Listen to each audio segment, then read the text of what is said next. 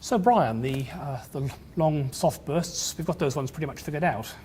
Well, yes, because we actually see the supernovae that we think create the gamma ray bursts.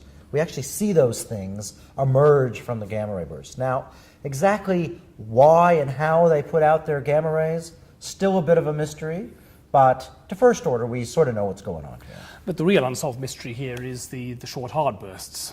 Yeah, so we seem to have a good story for the short hard bursts, that neutron stars come together, or maybe a neutron star and a black hole, and when they come together, they release a lot of energy, and some fraction of that energy comes out as a short burst of gamma rays. And in the meantime, we also expect this is the place where we're going to make elements like gold.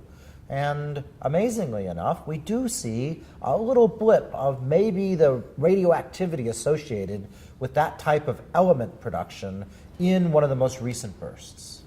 So Brian, I mean, quite apart from their intrinsic interest and mystery, surely we could use these gamma ray bursts. I mean, if the long soft ones are really so incredibly luminous and so bright, maybe we can see them out to enormous distances and then use their spectra to study the reionization of the universe, just like we talked about in the last lesson.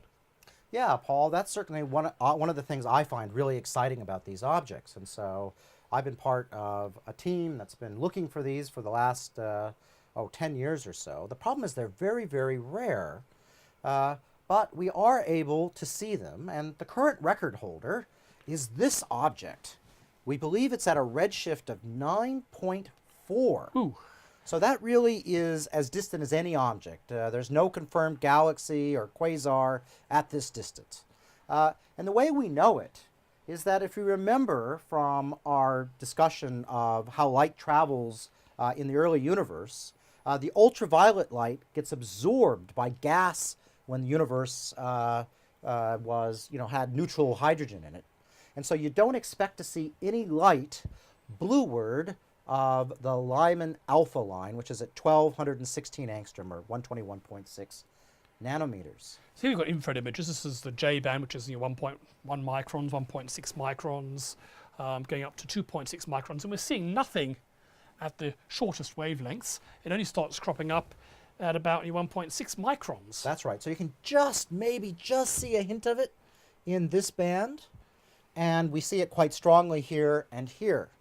So this, by going through and figuring out where that cutoff would be, it would essentially be right on the edge of this color in the infrared. And that turns out that extends up to about 1.4 microns.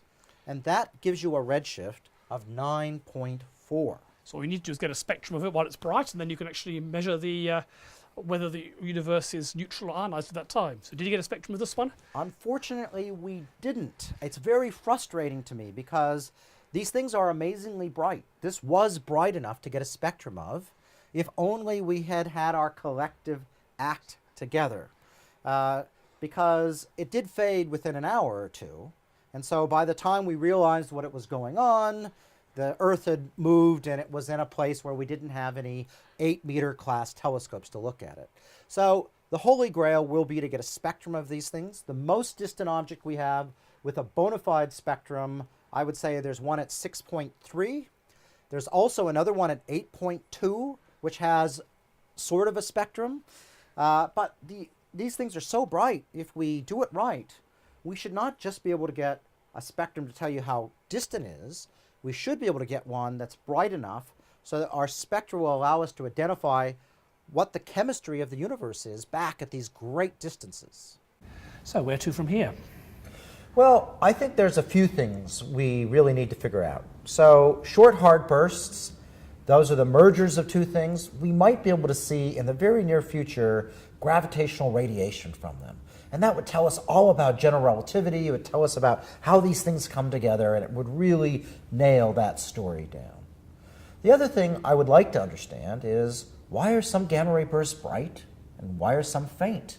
We see these supernovae that look almost identical producing gamma ray bursts that are thousands of times brighter than other ones. We don't really understand that at all. Could it be just because some of them are pointing their beams straight at us and some are pointing elsewhere? No, it seems that it's not as simple as we're in the line of the beam or we're not. It seems that some produce a lot less energy than others.